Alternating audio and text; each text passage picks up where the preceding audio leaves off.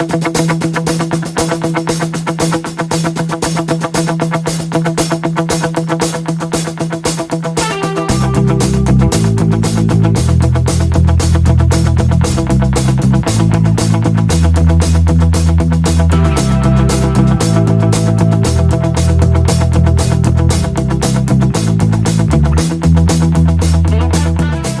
to another episode of RELICS Radio. This is a family-friendly show, so the entire family can join us as we talk metal detecting, relic, and treasure hunting. You can also call into the show at 270-495-0315 or join in the chat and post any comments or questions you might have. RELICS Radio is also now syndicated on the Cutting Edge Radio Network and is broadcast around the world. You're listening to RELICS Radio of Southern Kentucky and Middle Tennessee.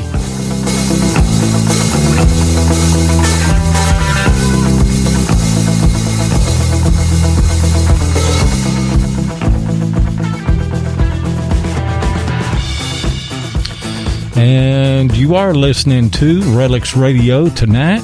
Want to welcome all of our live listeners here on the Spreaker app. Also want to welcome all of our syndicated listeners on the Cutting Edge Radio Network. And we know that not everybody can listen to the show live, so we want to welcome all of the archive listeners on iTunes and all of Apple Podcast and Good Talk Radio and all of those that carry our show. I am your host, Diggin' with Seven. And I'm your co-host, Tennessee Jeff. And we got a surprise tonight, Jeff. We sure do. Who else we got in the room here with us? Well, this is... Go ahead, Jeff. The half redneck. I made it. Yeah. Half Redneck is sitting right here in the studio on what we call Polecat Point here in Monroe County, Kentucky. And so I can, if he gets on my nerves tonight, I can just reach over and slap him. You know, I just have to put up with it any other time because he's doing all that business out of Florida. But I can slap him. If you need him slapped, you just holler at me, Jeff, okay? All right. Well, somebody will put it in the chat. Slap Mark about every 15 minutes. Yeah, we've had a good time. We killed a copperhead today, didn't we, Mark? You did. Not we, you. Yeah. You know what? There are two things that happened today that rarely I've seen happen. One of them is I almost stepped on this copperhead because it was right by the driver's door of my car. Whenever I walked back around, and I'd parked kind of in the shade up next to the woods, and I walked on the driver's side, and I almost stepped on it, and I seen it move, and it went into a wood pile. And I hollered at Mark, and I said, Copperhead. And so then we went on and metal detected for probably another 45 minutes, and I told him, I said, I'm going to go get me a drink, and I'm going to sneak around that side of the car and see if I can see that copperhead. And that thing was laying right on top of that wood pile. And so we were able to get some pictures and everything, and then the Lord called the poor thing home then. The Lord at a 38 called the poor thing home. But here's something that I was getting to. There was a black snake in there too, and I always thought if you saw a black snake, you wouldn't see any poisonous snakes.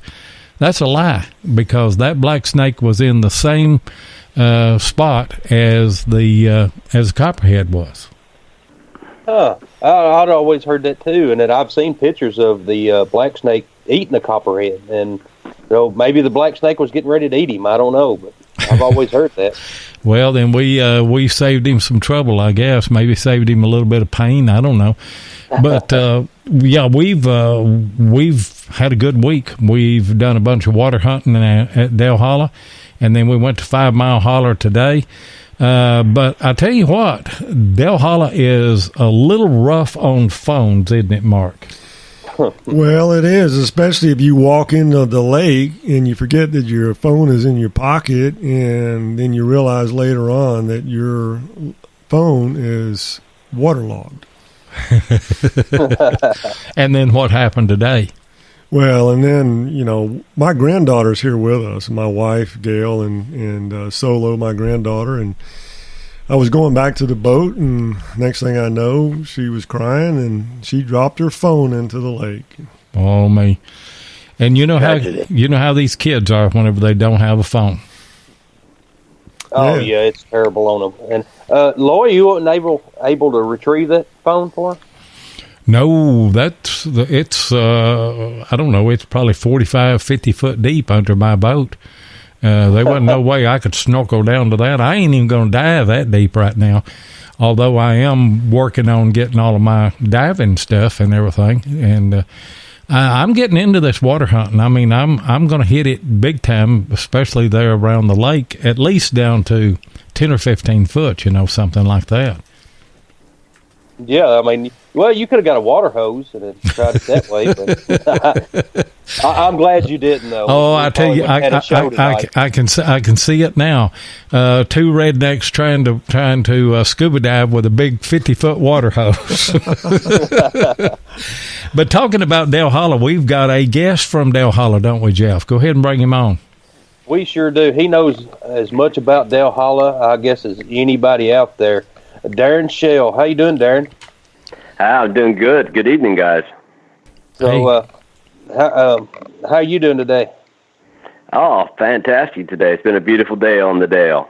Yeah, well, that's good. I mean, that's, of course, Mark and Lloyd, they've been out there all week, and then they met you today, didn't they? Yesterday, yeah. They did. Yeah, they came over and saw me, had some pizza, whatever. Yeah. I've met him before. We've been at book signings together before, but then we had a business dealing earlier. He had to do some work on my houseboat, so and I talked to him then, and I told him, I said, I think you'd make a good guest. So I reached out to Mark, see what Mark and Jeff thought about it, and they thought it was okay. So that's what we done. But we want to know a little history about this lake. Can you tell us some things about Dale Hollow? I'd be happy to. I grew up on the lake, and being a man-made reservoir, Dale Hollow, that sounds pretty simple. You pour a few million, acres of concrete and make a dam, but it is a big deal that when this happened back in the late 30s and early 40s, and they had to uproot many families, many farms, cemeteries. All these things had to be moved, and it was something that took several years to happen. And in the process, there were many stories that went along with that about those that just plain didn't want to leave. They were given a pretty good, market value for their property, but if you don't want to leave your home, you don't want to leave. So there was a lot of touching stories that happened in that time frame, but they did. The lake was bulldozed, dynamited. Everything was pretty much eradicated, and then they built the dam. Wow, there was a lot of families in there. I know that. And it was 27,000, over 27,000 acres. That's of water. And, of course, that was several acres of land that they took up when they started this reservoir. Absolutely. And and many of these were family acres that their grandfathers tilled. There was these farm acres were just that, and beautiful valley town, and many people were uprooted, and a lot of sad stories there. But it does make for good history. Tell us a little bit about the towns that was covered up by Dale Hollow. Well, Willow Grove was the biggest of the bunch. There were several other little smaller mini communities for sure, but Willow Grove was the city that was the biggest, and it probably had 300, maybe 400 people total if you consider the outskirts. And And it was right along this winding creek called Irons Creek, Irons, I-R-O-N-S, Irons Creek, and it was right along there that this community, grew and became, and it had the biggest, facilities. It had, general stores and schools and numerous businesses and many houses. So it's a beautiful, beautiful valley town, and that's where they eventually just had to move from, and it had a lot of people there that were they thought they were not going to move. What year was that Willow Grove? What year was that established? Willow Grove stretches back into the middle 1800s, but the ending of it was right when they made the lake in 1941, 42 ballpark-ish. Man. So, have I lost anybody? We may have lost Lloyd and Mark. Oh no, we're here. We're just letting you go. Oh, okay. Well, it's your turn. No, I didn't see the text. I was trying to load some music and everything. The story of Eddie Irons is the most intriguing story that I've ever read, Darren. And I know that our listeners want to hear. And Eddie Irons, the whole story of Eddie Irons kind of tells the story of Willow Grove and Dale Hollow Lake and everything. Share that with them. If we have time on this segment, yeah. I can get started anyway, and you just tell me when to stop. But okay, well, we've got about 3 minutes till commercial time, so you won't be able to get it all started in there. Yeah, I'll jump in and break you off, though. Yeah, jump in there. But yes, the earliest, long before the lake was made, in the late 1700s, early 1800s. Mostly it was just Cherokee Indians that were here, but there were a few families that had come from the New England states, but one of them was the Irons family, and they had purchased their property, probably 500, 600, 700 acres of land from the Cherokee Indians. And the fascinating thing about the Cherokee that were here is that the last great chief that was here, his name was Chief Nettle Carrier, and he, as far as I'm concerned, he's a brilliant man, because he never allowed his group to endure the Trail of Tears. They didn't wait to be forced out. And what I think is most brilliant about what he did is, not only did he sell the Irons family their property, but he also decided that, let's sell all this property. Rather than just dumping it and be forced out, let's go ahead and sell it and we'll move out. And then when we get where we're going, we'll be rich and prosperous. And that's exactly what they did. So even though they were forced out, much like the people of Willow Grove were. The Cherokee Indians were forced out in the early 1800s, but Nettle Carrier was smart enough. He was smart enough to see the beginning of the end, and he said, "Let's sell all this," and he did.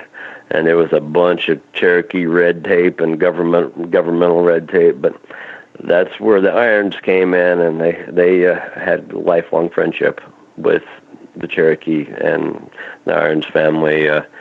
They are the most prolific family in the Dale Hollow history. Yeah. I tell you what, let's go ahead and take a commercial break right now, and we'll be right back. Hey, Seven, we's looking good in our new RELICS RADIO T-shirts. Yeah, Ken and Mark Guthrie of Detectives.com done brung them to us. Yep. And they makes other shirts, too. Yeah, boy. Detectives.com can handle tees for your club, hunt, or any other promotion folks may have. Uh-huh. They even got the Wide Pride shirts. Yeah, them boys does the manatee crawl. Yeah, scooting on their bellies. That's what I said. The manatee crawl. Looks like slugs eating jelly. So whether you hunt horizontal or vertical, tell the folks where they need to go, TJ. www.detectees.com. Surprised y'all tonight. Brought the old commercial back on. And, people have been asking that we run that old commercial again. And that's what we did. We brought the old one back on here tonight. And we may have lost our guest because I'm sure that's the first time that he's ever heard it. I've never heard that before.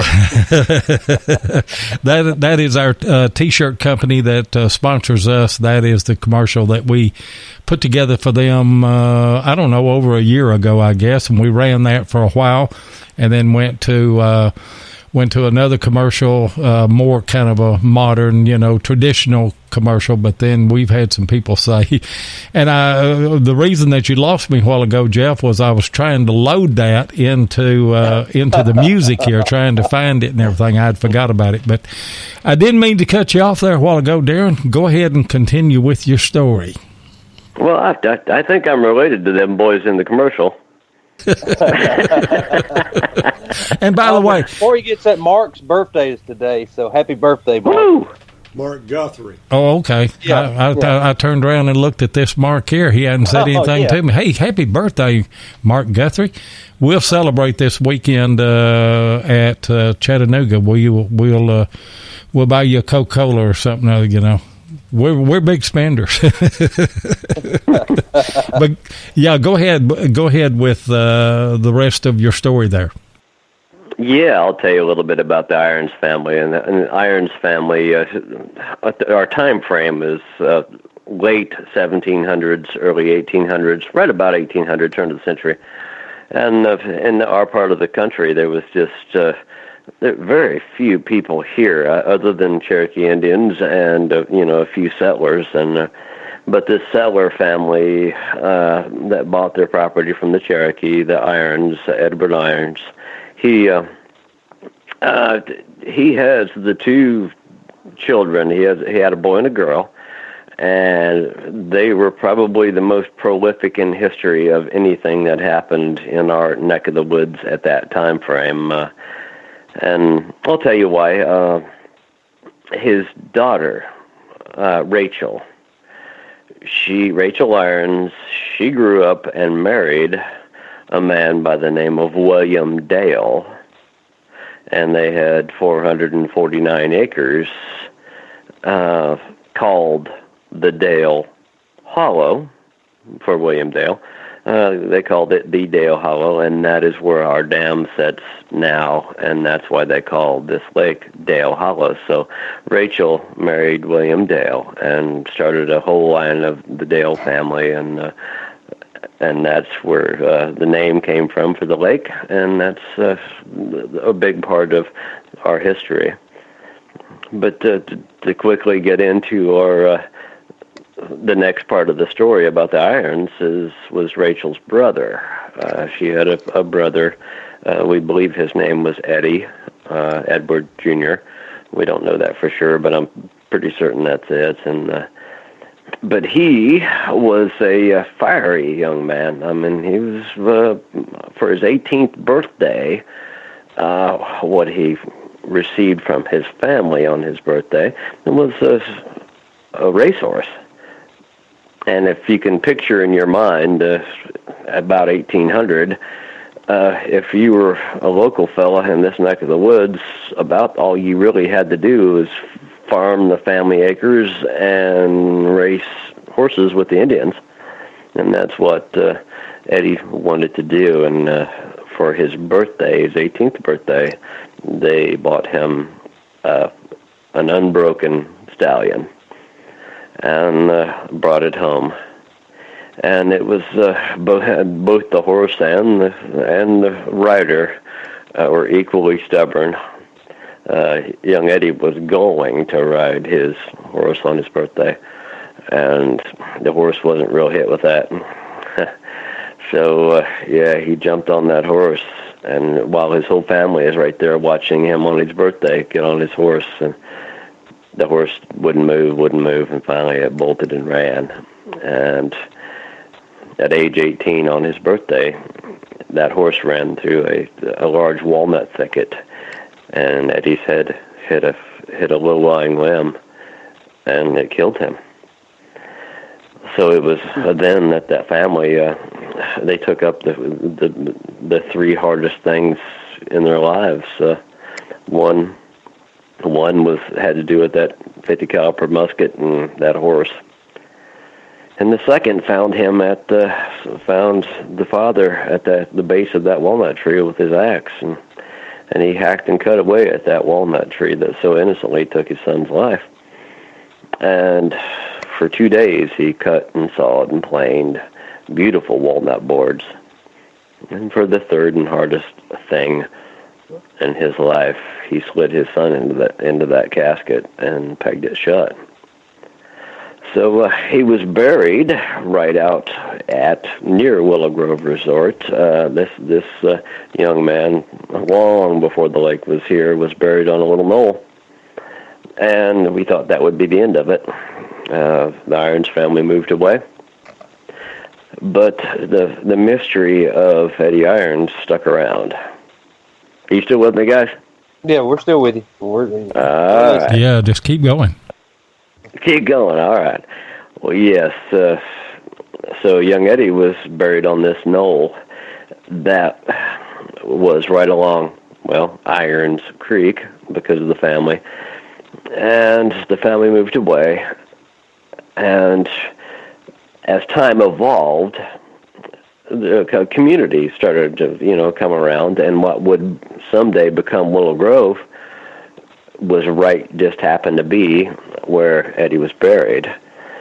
And as the city started to grow, they saw the need to build a school.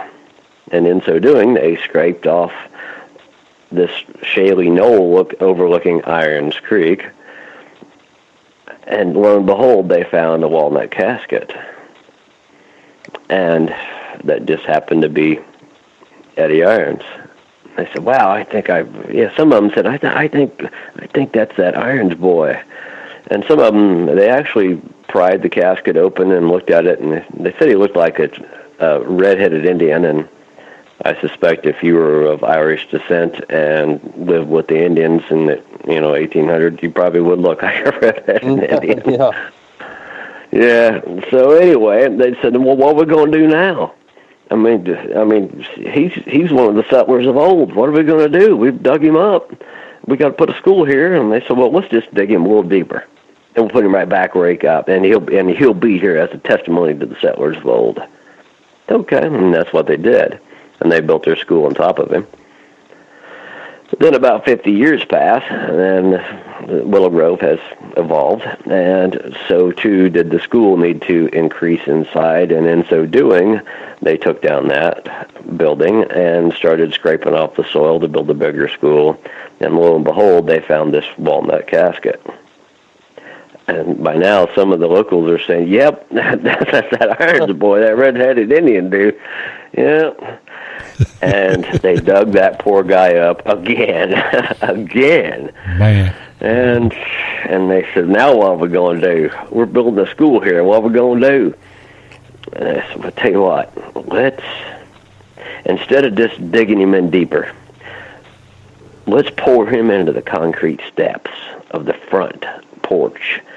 We'll slide that casket and all right in there, and we'll put him in there, and he'll be there forever as a testimony to the settlers of old," which is a great idea, and that's what they did. They poured him in the concrete steps, and time marched on for a few more years, and lo and behold, this lake thing we've been talking about all along came along, and the Corps of Engineers what they were doing were tearing down buildings and moving graves, and poor Eddie Irons just happened to be both. He just happened to be both. But so what? The poor lad, oh gosh, he's poured in concrete, and they decided they would dynamite him out of there. And the Corps of Engineers, they have him documented on the registry of moved graves, but they set off the dynamite, boom, nothing happened. Boom, some of the corners came off. The third time, boom. That rock would not come apart. So those that like to scuba dive can go down, and you can see the left-hand side of the steps that are all square and pretty. You know, you can go down there about 15, 20 feet deep, and there's steps, and everything's beautiful. And then you get to the right-hand side, and there's this dynamited chunk of concrete. And it's in one piece. It's still in one piece. It looks a little rough. It looks a little rough from this dynamiting, but yeah, poor Eddie was both building and graveyard at the same time. And I'm sure over the years, Eddie Irons has said, "Dad gum, what does a man have to do to get What's a little a man rest?" got to do to die? Yeah, what I got to do just to die? So, Darren, for the listeners that are listening, and they'll be in the archives and stuff, tell them where Del Hollow Lake is and in the counties it takes up.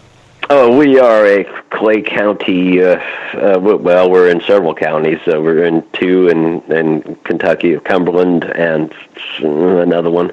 And then we've got 3 counties in Tennessee, Clay and Pickett and Overton. But we're basically middle northern Tennessee and middle southern Kentucky. We're right on the Kentucky border. Okay. Well, poor Eddie, man. That he got tired of being moved, and he said, "I'm not." Yeah, I bet he kept thinking, "Man, look, I thought I was already dead. Now you're just gonna keep digging me up." But we've had 1,000 great ghost stories about that. Just things that have happened in the area. So I mean, there's a lot of neat stuff that goes around that. And we're going to get into some of those in the 4th segment.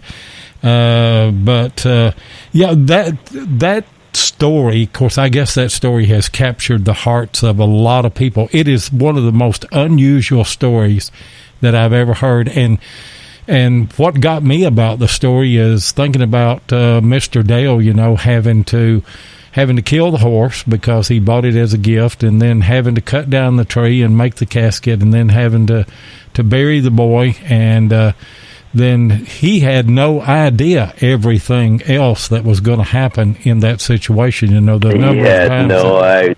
Yeah. Yep. You're right. He had no idea that they were going to dig his boy up 3 or 4 times and pull that beautiful casket out. I've got pictures of the casket that's all pegged together, and I can only imagine what it must have been like to give your son a gift of a horse, and then the horse take his life that day. I mean, that's just excruciatingly painful, but they had no idea they were going to keep digging him up. Like he was bulbs in the garden. Yep. And I tell you guys, we're going to get in this 4th segment, and we're going to talk about diving that school and some other places, but let's take this commercial break, and we'll be right back. If your passion is metal detecting, then you know how much your success is based on the equipment you use. Let my buddy Tim Henderson of Murray Branch Outdoors in Murfreesboro, Tennessee, help you with that. Tim is an authorized dealer of Mine Lab, Garrett, XP-DES, and macro detectors and supplies, and also carries many aftermarket items. Murray Branch Outdoors is not only competitive in their prices, but the service after the sale is second to none. Tim not only sells detectors, he uses them, and so he can answer any question that you might have. Murray Branch Outdoors also deals in used detectors, and he'll take your old detector in on trade when you decide to upgrade. So give Tim Henderson of Murray Branch Outdoors a call at 615-948-4611 or visit his website at www.murraybranchoutdoors.com, and be sure and tell him RELICS Radio sent you. And guys, I'll tell you something about Tim Henderson. He called me this afternoon. He was working with a guy that had bought a GPX 4800. trying to get this, and the guy bought it used, and he didn't buy it from Tim. He bought it from somebody else. He's trying to get it all lined out, and Tim called me, and he's out in the yard with this guy, and he's trying to get him all situated with that metal detector that he didn't even sell to him. Now, that is service right there, and he will do you that way as well. So give him a call. Talk to him about any of your metal detecting needs. Hey, Darren, talking about diving there, it's one of the clearest lakes in the world, isn't it? Well, I don't know about in the world, but we certainly have a wonderful body of water. I mean, we've got usually 15 feet of visibility, and that's pretty good for an inland lake. And that school, how much depth will fluctuate on the school there at Willow Grove? Well, Dale Hollow can fluctuate more than 15 to 20 feet, but that schoolhouse is about 15 feet deep, and I have seen it come out of the water when the water is low. And when the water gets low, that's when all the fun happens. On the lake, you get to see the foundations and the schoolhouses and that sort of thing. But and arrowhead hunting, numerous other. Figure out whatever somebody has lost or dropped over the season. Do you say that is probably one of the is that the most popular dive spot on the lake, the old school there at Willow Grove? It probably is, just because of its size. It's in kind of a shallow part of the lake, and therefore it's not quite, the water clarity isn't quite as good there as it is the rest of the lake. But it's such a big foundation, and you can see you can literally swim into the basement and swim through doorways and steps, and I mean it's all there. I mean all the pile of bricks, and it's a creepy but really neat thing to look at. It's kind of like a shipwreck underwater. It's a schoolhouse underwater. That is our Atosha right there, Jeff. We're going to do that this next summer. We're going to get everything we're going to get certified and everything all through the winter. And come warm weather and warm water this next year, that's what we're fixing to do. Before I die, I'm going to dive on that old school. You don't even have to have the scuba diving stuff. You can have a snorkel and get to it. I mean, at least a little bit of it. Yeah. Well, we may try it next week then, Jeff. Yeah, well, let's go. Of course, we'll have to have the weight belts to keep us down. Of course, I want to take a metal detector with me. Of course, it maybe right now at summer pool. What is it? Maybe 15, 20 feet. It's probably more like 12 to 14 right now, but yeah, because we're probably 4 or 5 feet lower than full pool ballpark. All right, we'll put them equinoxes to the test, buddy. And my understanding is, and I've talked to the Corps of Engineers because I didn't want to get out on the shoreline there and start detecting, and them come pick me up and take my boat and my detectors and me and throw me under the jail. But I was informed that you can detect anywhere that is previously disturbed. And what they mean by that is shoreline, or where the shoreline where the water has, where the surf has come up on the shoreline. You may have 10 or 15 or 20 feet, depending on the water level of the lake, that you actually could. And then I asked them about the beaches. And they said, you could detect those beaches, but they wanted us to wait until the beach closed, which will be Labor Day. It will close. Jeff, if you can get away the day after Labor Day, we need to hit that beach, because I know that there's a lot of jewelry there. But go ahead, Darren, and talk to us about diving Dale Hollow. You've done a little bit of it, haven't you? I have. I don't do a lot of it. It's not really my thing, but it is an interesting hobby on that lake, because there are many things that used to be there that aren't supposed to be there anymore. The Corps of Engineers supposedly, destroyed everything, but there's a lot to look at if you really want to take your time to look after it. And this Dale Hollow Lake, it was the first of several lakes that were scheduled to become part of the Corps of Engineers group of lakes, but it was the first one, and as they got started, World War II came around, and so they literally stopped production on all other lakes and made Dale Hollow their option, their one priority. And they did, because it's the first, they did a better job with moving some of the cemeteries and moving a lot of the buildings. I mean, they did a better job with Dale Hollow than some of the later ones that came along, just because it was old hat by then. And I've got pictures of other lakes where headstones are sticking up out of the lake. It's just so it is. We were one of the better groups. We were the first one that they took extra precautionary measures to make sure everything, the cemeteries and the bridges and what have you, were moved. But there's still a lot of neat stuff out there, I can tell you that. Hey, Darren, this is Mark. I've got a question for Mark. you. It's great talking with you yesterday, by the way. We had a wonderful time over on the lake with you bet. here. I heard your biggest attraction is that you have hundreds and thousands of alligators in that lake, right? I think you have hundreds of thousands of lives in your head. We had one, brother. We had one that somebody evidently at the Cayman alligator they had dumped it in one hollow, and for about 3 months, people were coming in talking about coming into my marina saying, "We saw an alligator," and everybody said, "Yeah, right, yeah, sure you did." So my mother actually heard about it, and her and her friend decided, we're going to go up and see if we can find alligators. Yeah, let me know how that goes. All right, yeah, let me know. Yeah, danged if they didn't come back. Said, we saw an alligator. No, you didn't. Yeah, we did. No, Mom, really.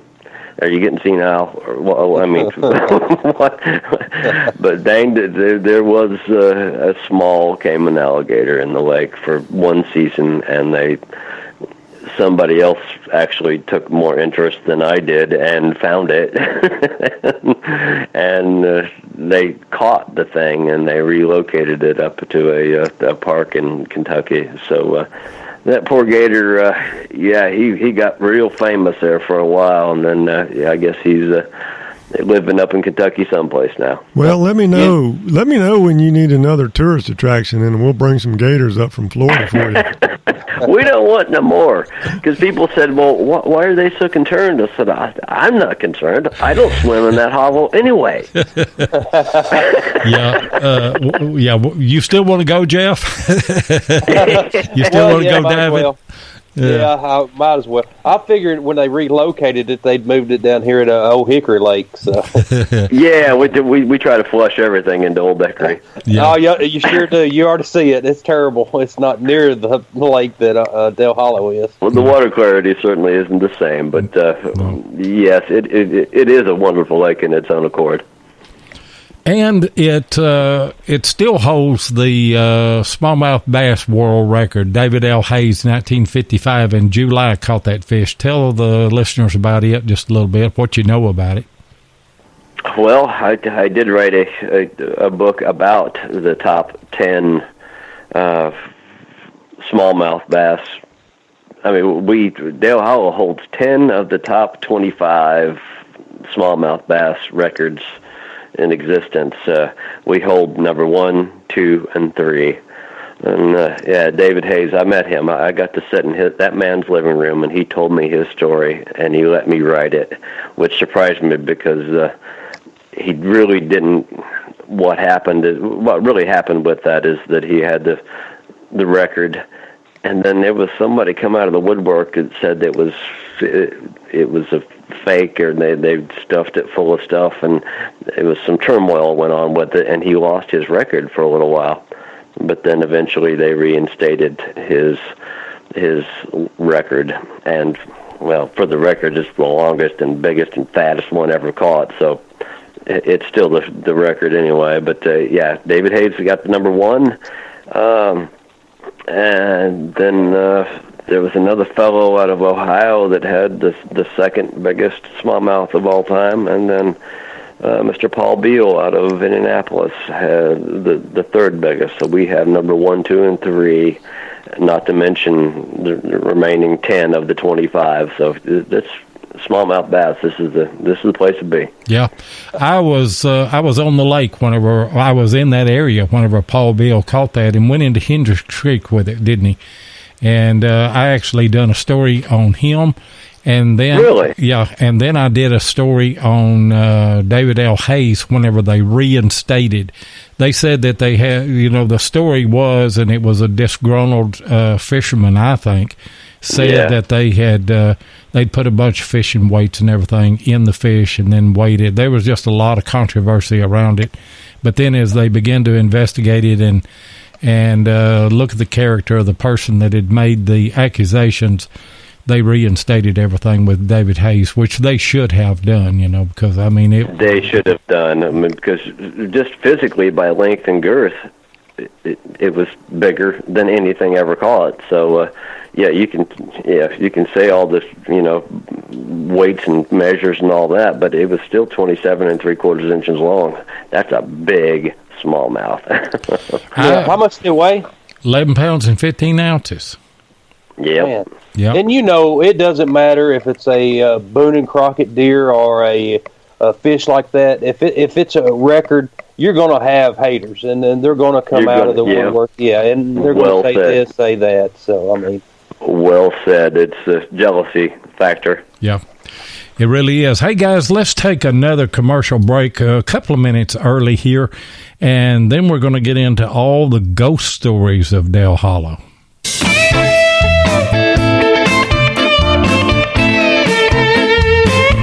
If you want to keep up with what's going on in the metal detecting world, then you need to be a subscriber to American Digger Magazine. Butch and Anita Holcomb are the publishers of the magazine and have won awards for 3 straight years for being the best digger magazine on the market. American Digger Magazine is available in both print and digital formats, so no matter where you live in the world, you can enjoy the latest happenings in the hobby. You can get in touch with American Digger Magazine by going to americandigger.com or give them a call at 770-362-8671. And be sure and tell them that you heard it on RELICS Radio. And by the way, guys, most of you know that I am the producer of American Digger Relic Roundup on Monday night with Butch Holcomb and Jeff Lupert and myself. And also, we are going to the American Digger Relic Show in Chattanooga. We're leaving tomorrow to go there, and that show is on Saturday and Sunday. On Saturday, about noontime Eastern, we're going to start doing our live podcast there. We're going to do one for American Digger Relic Roundup. We're going to do one for History Seekers, and then we'll close out the live streams with RELICS Radio. And we've got a full lineup, and we got some major announcements that are coming up. So we want you to tune in. But you've got to go to RELICS Radio on Spreaker and follow us, and then you're going to get all of the notifications and everything about the shows. Whenever we go on the air, you'll get an email, and they'll tell you when we're going on. But that's the plan. And you'll also have to go to American Digger's page to listen to that one. You'll have to go to History Seekers to listen to that one. And then you'll have to come to RELICS Radio. We're not going to run all 3 shows on our channel. So looking forward to that show. Looking forward to going there. I've talked to a lot of people that are coming to that show. And you and Mark's been out all week and then doing this, hunting the waters and doing this, and I wasn't able to be there, but I'll be there this weekend, so I can't wait. Yeah, it's going to be great, and we're all taking our wives, and so it's just going to be a big old time. There's no doubt about it. And before we go back over to Darren, we want to remind everybody that we're giving a pulse dive away. Well, it's not us. It's Note to Macro gave us one to give away. And if you go to the Relics Radio Facebook group page, right at the top of the page is the contest post. It is posted right up there at the top. I've got it pinned there. It will stay there. You go in there and make a comment of 3 words or less. And I tell you what, we've got some pretty good comments. There's one guy said, read my pulse, or take my pulse, or something, or give me my pulse, or whatever. But, yeah, go in there and make a 3-word comment. Go over to Relics Radio on Spreaker and follow us. And we will give you a number. And then August, when is that, Mark? Is it August the 1st? Yes, next Thursday, August 1st. Okay. We're going to draw. And somebody's going to win that. Boy, I wanted to take that thing out and get it under the water, Jeff, so bad. But it doesn't belong to us. I really wanted to use that thing. But it's a great gift, and it's about $170, $175 gift. The value on that thing, and I want one, so you know it's good if I want one. But Darren, and by the way, we're going to open up the phone lines as well, 270-495-0315. Call in and talk to Darren, or give us any of your questions or comments or what have you. But we're going to turn to the ghosts of Dale Hollow now. We're going to the ghost tour, huh? That's where we're going. We've revived the ghost tours. Yes. I would not have even written the history book if it hadn't have been for the time when I went out on the water, and I was actually relic hunting. And I was used to jumping out on the red clay on this flat area that's a very well-known area. But I used to jump out there, and I always knew that it would be rubbery red clay on my feet. But one day I jumped out there, and I sunk into about knee-deep, and I looked down, and it was in the red clay, there was this Dracula-shaped casket hole. I said, wow, that looks like a grave. And then I looked to my right, and there was a bunch more. And I looked to my left, there was a bunch more. Looked behind me, there was a bunch more. And so I found myself apologizing to some guy. I didn't know that I was standing in his chest cavity by accident. And then it spiraled from there. I wanted to find what the cemetery was, who the people were, and I did. And some of them were small caskets, little babies and kids. And I learned the names of all the places, all the people that were there, and then it just sparked my imagination to write the history book. But for several years we did a ghost tour in the park, and once in a while I still do that. The Corps of Engineers are not real fond of it, but sometimes we can get away with it. But it's been remarkable to see the response that people have come to. I mean, people from miles around have come to listen to this ghost tour, which is basically it's a history tour, but we tell stories where the history happened, and then we take pictures in the dark.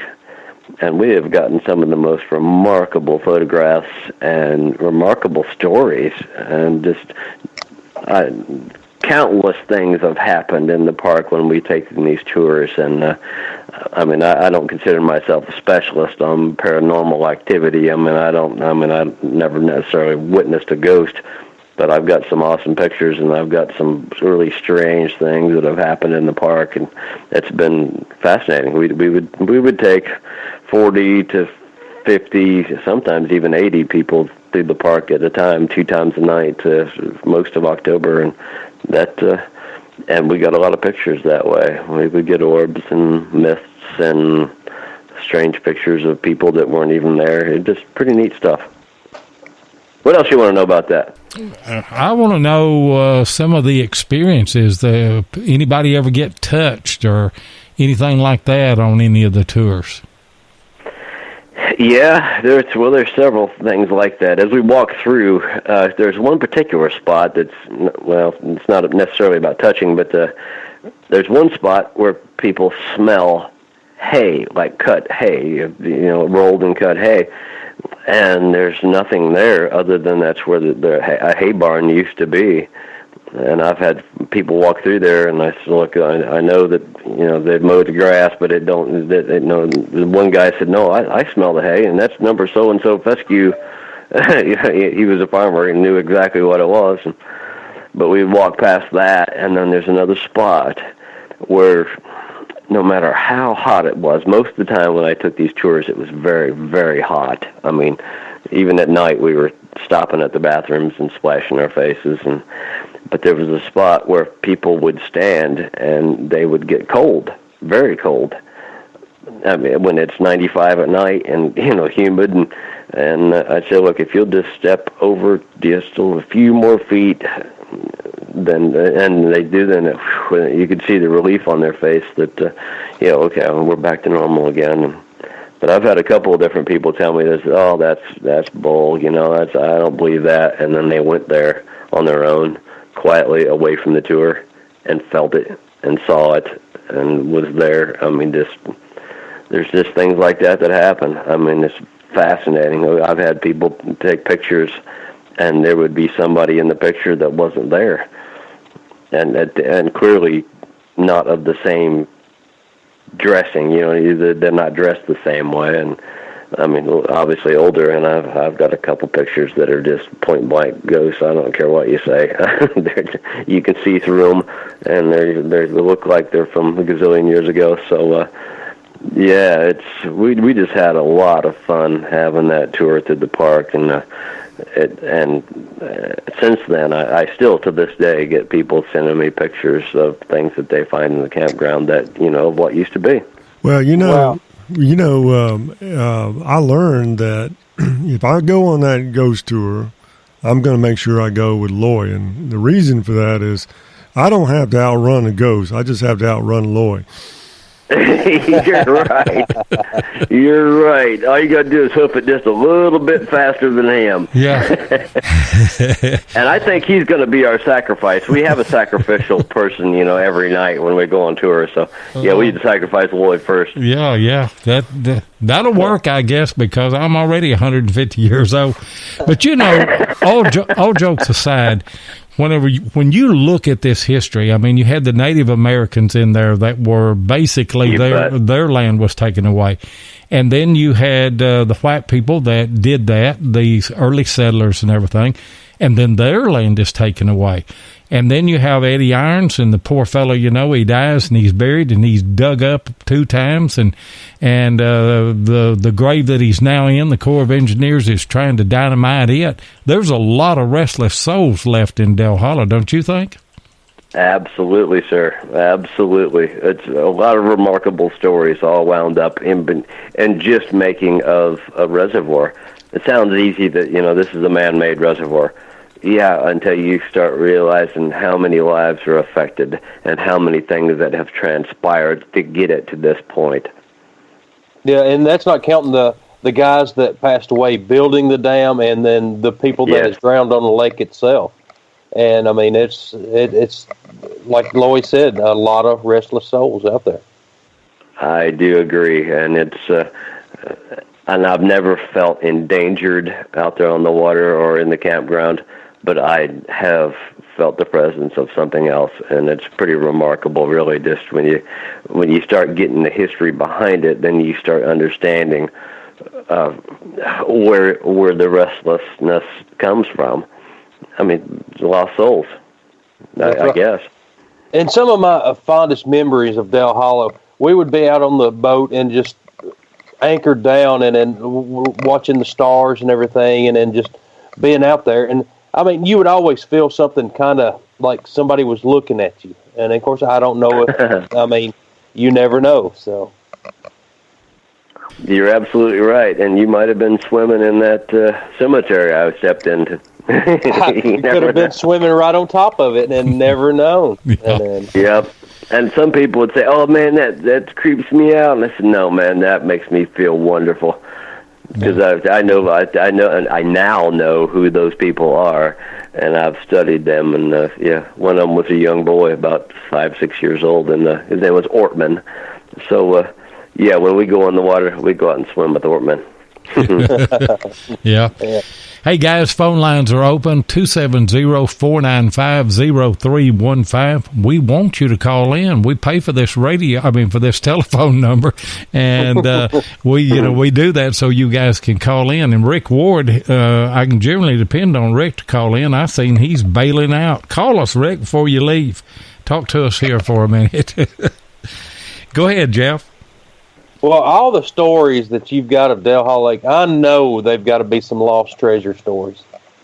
And I know Lord, it's got to be, of course, I mean, like 27,000 acres that was covered up by water, or maybe a little bit less. But all that land, they have to be treasure stories there. Well, I wrote the biggest, baddest treasure story about what really happened back in the early 1800s. There was a group of Spaniards that they were thugs that were ransacking they started way up around Jamestown and were floating a boat and pillaging as they went. And they had box full of what they say was gold. I suspect it was anything that of any value that they could, rape and pillage as they went down the river.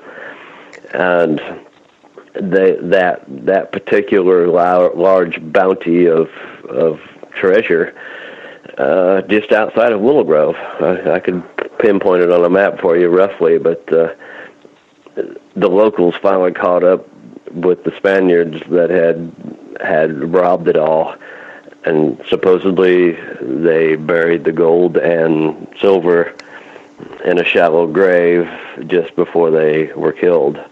And that's the story, but that's for years. I mean, in a place like Willow Grove, you wouldn't think you would have a place called the Spanish Trail, but it's there because of those Spaniards. And for years, there was just shovels sticking out of the dirt, people hunting for that gold. So that's a pretty cool deal, really, to have the lost, the pillaged money from up and down the river, and the Willow Grovians caught them, and them boys didn't make it, but their gold is someplace, and nobody knows where it is. Wow, that would be where it's supposed to be. We've got inside information, Lloyd. Yeah, I know. Yep, I'll pinpoint it on the map for you. Yeah, I want a percentage. What is it, about 108 feet? Well, actually, no. It's actually above water, supposedly. Where this, this is diggable and metal detectable. It's I can draw the map for you. But yeah, they swear that it happened right here on this particular creek at this one particular spot, and yeah, that's a pretty cool story, really. Man, it is. And you've been on the lake as long as you've been. Have you seen stuff, or what's the strangest thing you've seen on that lake? Holy cow, I've got 37 years there. I've seen a lot of strange things. We raised it's as far as you relic hunters go, we raised a steam engine back several years ago, that one was left behind when the lake was made, and we lifted it with scuba diving tanks and tons of equipment and barges and all kinds of stuff, and it's sitting down in Salina as we speak at the History Museum, but we did raise that out of the lake 20-some years ago. Yeah, that was pretty cool. That's one of my favorites. Hey, guys, we got a couple of callers on the line right now. Dennis Grettencourt was the first, and Denny, you're on the line as well. Hang on, Denny, and we'll get to you in a moment. But how you doing, Dennis? Hey, Dennis.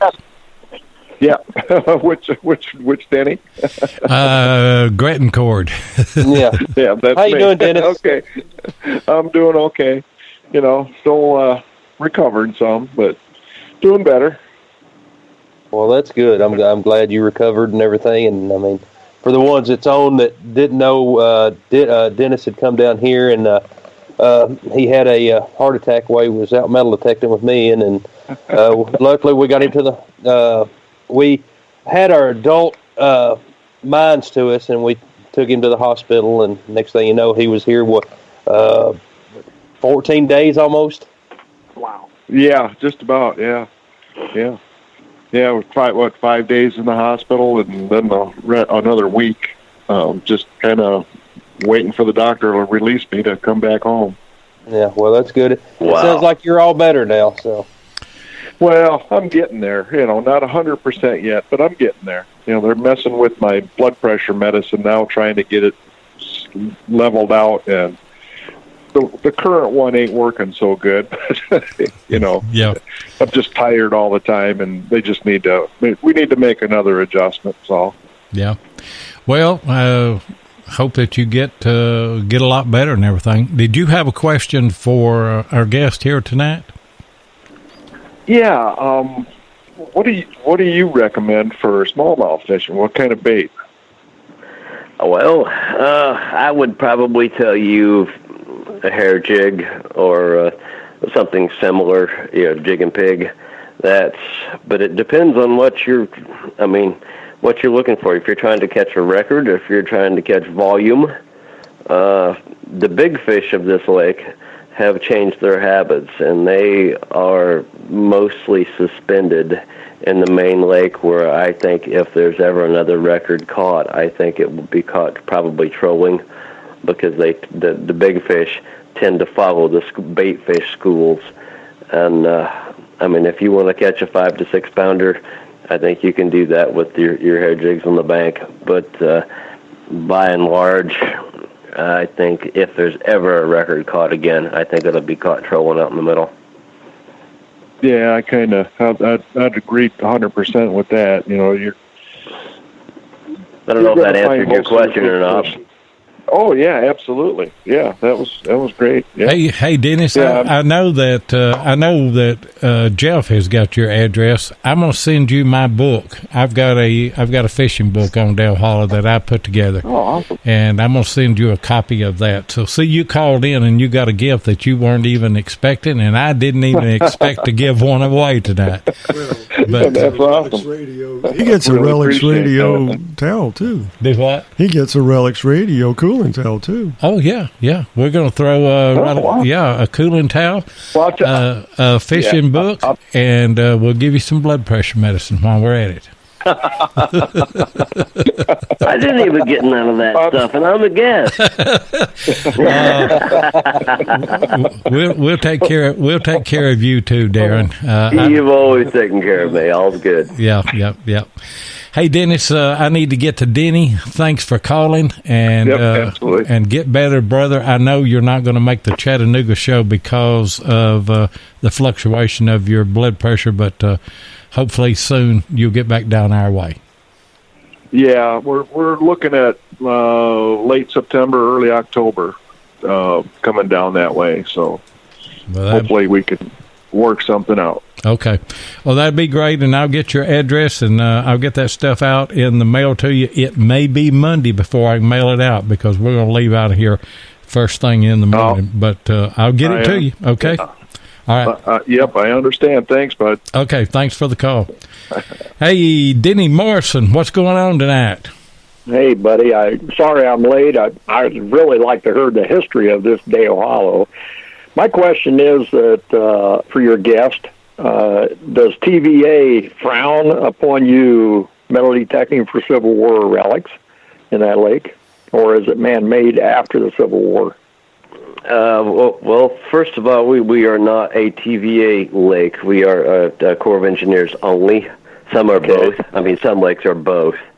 The Corps of Engineers frown on most of that stuff, but they, as Loy had led to earlier, if it is pre-disturbed ground, wherever where the water's been down, you can hunt there. But they don't like you picking up arrowheads.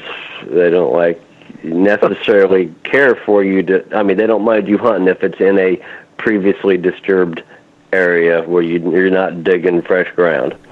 Yeah. And they didn't come out and tell me, Denny or Darren, either one, they didn't come out and tell me that you couldn't dig Civil War stuff if you found it. But my understanding is that the old history, like the Native American artifacts and Civil War artifacts, I think would be off the table. I don't think that they would want you doing that.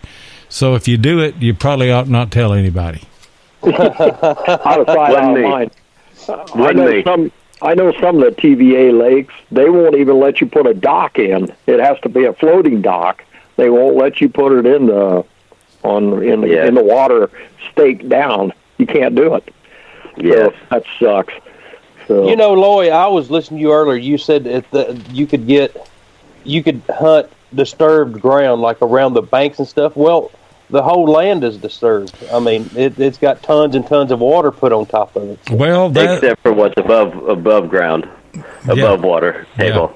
Yeah, and that's kind of where they don't want you digging up above shoreline. Right. That's the point. They don't want you going up on the hilltops and everything and digging. And And Darren made that comment there yesterday. He said we were talking about previously disturbed, and he said, well, that would technically include all of the ground except the trees, because all the ground's been disturbed by something. But what they're talking about is water level, and you can tell, me and Mark really, we found an old spot, and we really wanted to go on up the hill. And both of us were, we wanted to abide by the laws because, first of all, that's the kind of people that we are. But second of all, I didn't want to go to jail, and I didn't want Mark to go to jail. Yeah, that would have been bad news. Yeah. But before we get going on, we've got to give away another secret word, don't we?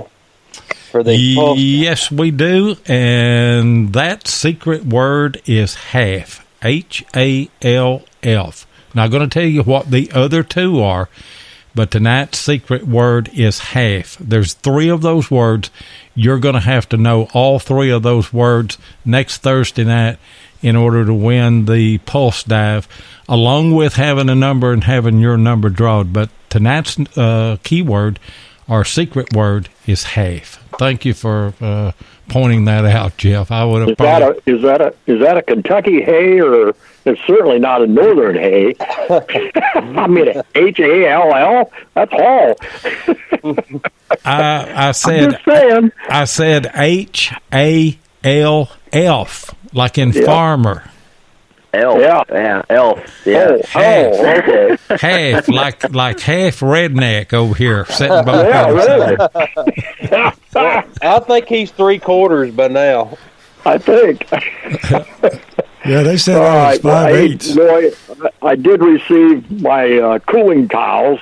Mark was kind enough to send me 2 because one got lost in the mail, I think. And, wow, are those really nice towels. I can't wait to get out and use it. It's actually cooled down. This morning was like 52 degrees. I mean, that's metal detector weather, but all the fields are covered in crops now. So yeah, we were in the water, weren't we, Darren, with those numbers there yesterday morning. It was like 55 degrees on the lake. You betcha.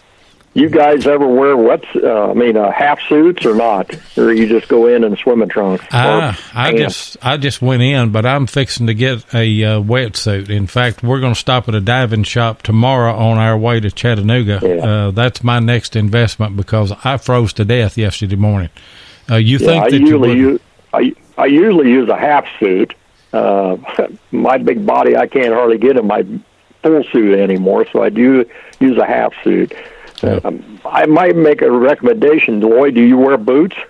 Dive boots? No.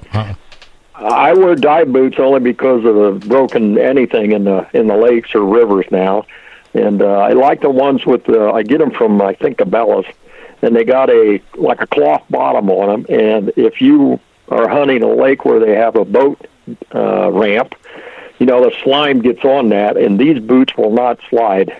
They're great for that kind of walking in anything like that. So just a thought. Yeah. I mean, the regular rubber boots, dive boots, is what I used for a long time. You can really feel the bottles and things with your feet. The cloth ones you can't feel, but you don't slip on the concrete either. Yeah. Or any rocks. It's got slime on them. I may reach out to you and get the information on that. That sounds good. But we appreciate you calling in tonight, Denny. Appreciate it. All righty, buddy. All right. Talk to you later. Mark said we was going to get you a full metal bell helmet, Lloyd. And Mark, I'd rather see him in that as I had a full wetsuit. I mean, I don't want to see that either. I mean, Lloyd ain't as young as he used to be. Yeah. There's some things that you just can't see, and then, of course, I've been wanting to go water hunting with Ken and Mark Guthrie, and then, of course, that was the same thing. I was like, man, imagine seeing them in a full body wetsuit. And the dive shop there at Willow Grove, it closed down, didn't it, Darren? Yeah, it did several years ago. They still sell scuba air there. I mean, you can get your tanks filled there, but they don't have anything else anymore there. Can you tell me what that costs to have your tank refilled? I think it's $10. I think it is. That's ballpark anyway. Yeah. Well, we're paying for bottled water. I guess we're paying for air now, You betcha. You betcha. Yeah, they don't give them compressors away every day, so yeah, that's for sure. Yeah. Yeah. What else, Jeff? Well, I was thinking the compressor to fill the tanks up with. I've got an air compressor out in the shop. I mean, surely we could rig something up. I don't. You think you can breathe it at like 120 pounds, like real quick? Well, I didn't say I wasn't going to let Lloyd try it first. Now, Darren, he was the one earlier in the show that wanted us to have a 50-foot garden hose out from the lake up in the boat. Yeah, go ahead. Oh, do you boys get hurt pretty regular with one another? You know, do you get hurt? I mean, just hanging around one another. Well, Dennis Grettencord called in, and he hunted with Jeff, and he had a heart attack. So had a heart attack. Yeah. So hell. It just kind of speaks for itself, whenever we. Well, we have fun. You bet. That is a hoot. Denny was talking about Civil War. Do you know of any Civil War troop movement prior to the lake being, made into a reservoir and everything? Do you know of any Civil War sites there? I don't believe there is anything on the water. I mean, there are some nearby, in the local towns. Livingston's got a couple, but on the lake, I don't think there is because it was not a heavily used area. I mean, along the river. I mean, they generally kind of went around the river in most cases anyway. I know there was some Civil War movement here just because of documentation of people being, in cemeteries, that with their headstone that died here and nearby. And part of that treasure story that I was telling you about, there was during the Civil War, there was a man was bushwhacked on his way home. He made it past the war, but on his way home, got bushwhacked on the way home, right down into the hollow, and that's right about where that Spanish gold was supposedly hid. So those are a couple of kind of treasure stories, I guess you might call them. Yeah. Is there any documentation on the Spanish treasure that you're talking about? I mean, could this be legitimate? I have nothing legitimate because it was so long ago that it's only hearsay. But there were some things that did prove of its existence. There was a Spanish hatchet that was found in the digging area where they were digging. And it had Spanish markings on it, and it was supposedly one of the Spaniards had lost that in his struggle to survive. But they found that. But I can't. There's nothing legally binding where I can say yes. I couldn't answer that with you can prove it here. I think if you could prove it, then whoever proved it would already had the gold. Yeah, I think so too. Yeah. Yeah, me too. But I've gotten it from several different sources, and collectively, all the sources came out about the same with the story. And yeah, if you happen to be around Willow Grove and you're on Dale Hollow, shoot, stop by. I'll X mark the spot for you, and you can check her out. Oh no! You can't do that. Yeah, hold on a minute. Hold on. I got to let Lloyd do it first, and then we'll go from there. That's right. There, now you're talking. now you're getting your feet back on the ground. I think I can tell you that where you be digging, you'll be tired of digging for and in pretty short order. But it is a remarkable story and a remarkable treasure if we were to find it. Yeah. Well, I'll tell you what, if we find it, we'll absolutely cut you in, won't we, Jeff? We sure will. I mean, I'll buy a houseboat right next to Lloyd's. Poor Lloyd. I don't want to find it now. Even hear about it. Yeah. I don't want to hear. Yeah, that's true. Hey, guys, if you ever get into a gold hoard, don't you get on Facebook and tell everybody about it. No. Because the FBI be at your door. Department of Treasury would be at your door. Donald Trump would be at your door tomorrow, and they'd be wanting to take it away from you. You sure would. But the Curse of Oak Island, I mean, that is a legend, is all it is, and those people are spending millions of dollars there digging each year. Wow. And they really hadn't found our good friend Steve Zazulik is the only one that's really found anything spectacular. He found that Cohen that they show on the primo of the show, the previews and everything of it. And so since then, they really hadn't found all that much, although Gary Drayton has found some old English Cohens and things like that. But Foote, they finding them up in New England, so that's really not treasure. Yeah, it's like everything else. I mean, if they do find what they're looking for, well, the show's over, and then they don't want the show to be over with. So, I mean, even if they found it already, they're not going to let it out because they still want the show to go on. So, yeah. Hey, guys, we do have time for one more call if somebody wants to call in. If you don't, well, we're probably going to close the show on out. Jeff, what direction you want to go to while we're waiting on the call? Well, I was just, what's the deepest part of Del Hollow? I've always wondered that. By and large, the deepest spot's about 100, 120 feet. There are places down by the dam that's a little deeper. But by and large, that's the channel. The channel's around 100 feet deep, by and large.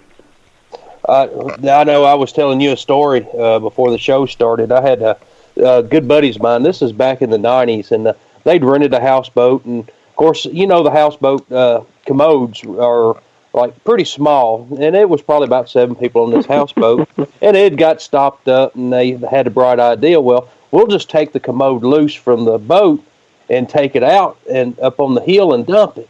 And of course, they were around Hendricks Creek, so sure enough, they got it loose off the boat, and they take it up. It was like 3 of them trying to carry it up there without sloshing anything out, and they drop it. And here it goes tumbling down this hill. And, of course, anybody that's never been to Del Hollow, the hills on the side are steep. And once that commode got to rolling, I mean, it would roll to 3 Sundays in a row. But anyway, it fell in the water, and they was diving down trying to get it, and it was on this ledge. And one of them was finally, he got his hands on it, and then it rolled off again. And then by that time, it was 100 feet of water or better, and they could never get to it. So then they had to get a diver to come in. And it cost them more to get that commode out of that water than it would just to replace the commode itself. Absolutely. That, and they had to pee in the tube instead of the toilet the rest of the week. Yeah, that's right. Hey, you get a bunch of 20-year-olds on a boat. I mean, that's, yeah. Yeah. Denny had a question for you, Darren. He wanted to know, what is the biggest snake that you've ever seen on Del Hollow?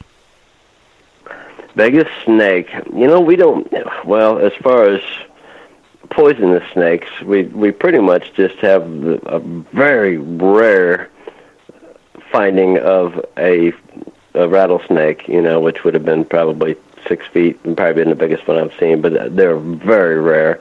And there's some copperheads, and they're, big as 4 feet, but as far as poisonous snakes go, we have so few, but people are always telling me that they see, we saw a 4 or 5 foot copperhead. And, well, something that might be interesting for some of the lake lovers out there to recognize is that poisonous snakes, they float on the surface. Poisonous snakes do. But the water snakes that look like copperheads, their body sinks and their head just comes up to the surface. I mean, they literally are swimming underwater. But if you see a poisonous snake, it'll be on top of the water, and poisonous snakes don't like the water, so they're not going to be floating on it anyway, unless they get knocked in there. So, but yeah, I've seen some probably 5 foot rattlesnakes, but very rarely, and I've seen a lot of copperheads. But they don't like to swim. They're usually about 4 or 5 feet up. So if you're out on the water, kind of keep that in mind. If you're 5 feet up, that's about where the copperheads are. Yeah, that's true. And most of the people that get bit by copperheads on Del Hollow are getting out on the bank and reaching up where they're not looking, and then they get bit. And we noticed on the one that we saw today how camouflaged that they really are. So, guys, you have to be looking to find it. Well, you can be looking at them and can't see them, and still can't. That's right. You're right. I mean, I knew where this one was at, and then got my camera and was going to film it a little bit before the Lord called the poor thing home. But yeah, the poor thing. Sometimes they just up and have a heart attack. I know. People have a heart attack around you for some reason. I don't know what it is. Yeah, with 5 bullet holes in it. Yeah. I'd have a heart attack if you shot me 5 times. Yeah. Hey, Darren, you've been a good guest. Tell everybody about your book. I've put the link in. I've put the Amazon link in on your book 3 or 4 times here tonight. Thank you. But tell them where they can find you, your websites, or what have you. Oh, basically Amazon or most of your usual channels. If you, you could even call the boat dock at Willow Grove if you wanted. But basically, yeah, Amazon's got them. I think that's might be the more expensive route, But yes, I have a website at author Darren Shell, and also at let's see. Well, you put me on the spot now. Yeah. But nonetheless, the history of Dow Hollow Lake is my primary book that most everybody seems to like the most, and I've got a lot of fiction too out there. But basically, there's several books. Even there's one called The Big Ones, that is about the top 10 smallmouth world record smallmouth in the world, and they're all on Del Hollow. So that one's on there as well too. So I appreciate you having me on here, guys. I'm flattered and enjoyed myself this evening. Well, we enjoyed having you on here, and by the way, I'll bring you one of those RELICS Radio cooling towels, and if you don't have my fishing book, you don't need it. But if you ain't got it, I'll bring you a copy of it too. I'd be tickled. We'll trade. Okay, but appreciate you coming on the show tonight. Go ahead, Jeff, and I'll let you say your piece, and then we'll let Mark, and then we'll close the show out. All right. Well, I just want to thank Darren. I mean, it's been a blast having you on the show, and I've learned a lot about Del Hollow that I didn't know. Thank you. So, and then thanks for everybody in the chat and the callers we had. So, but everybody have a good night, and we'll see you next Thursday. Yeah, and thanks for having us on the lake yesterday, Darren. It was an absolute pleasure to spend some time with you and get to have you on the show tonight. And we look forward to seeing you again in the future. And we'll check out your books, and hopefully everybody else will reach out on that link on Amazon that Lloyd put in and get your books. And very interesting stuff. So thanks for being on tonight. Thank you, Mark. It really is an interesting book. I've got one in the houseboat that sits on our coffee table, and everybody that comes there and stays or visits or what have you and spend any time they pick it up. The whole story of Eddie Irons is worth the price of the book. And by the way, this Amazon link here is about as cheap as you can get it at the dock, Darren. It's okay. It's good price. It's not the high price on it and everything. But hang on the line for just a minute. I'm going to close the show out, and we'll say our goodbyes off air.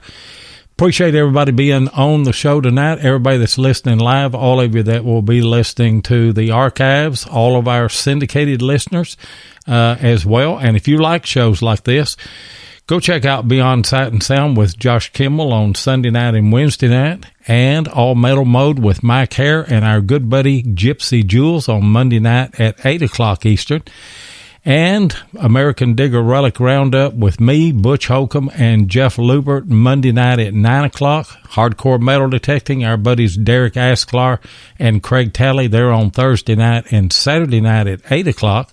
XP Team USA has a podcast every other Friday night with Dave Kimball and Grant Hansen, and they're on at 8 o'clock Eastern. And by the way, guys, we're going to be in Chattanooga. We're going down tomorrow. We'll be doing live shows there. The show, the Relic show there in Chattanooga, is actually Saturday and Sunday.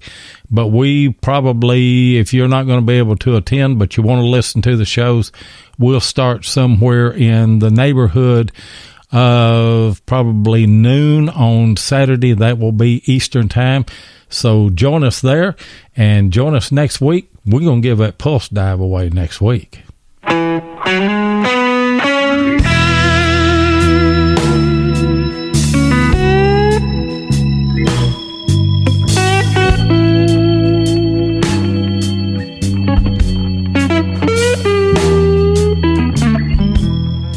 Thank you so much for joining us tonight on RELICS Radio. We really do appreciate it.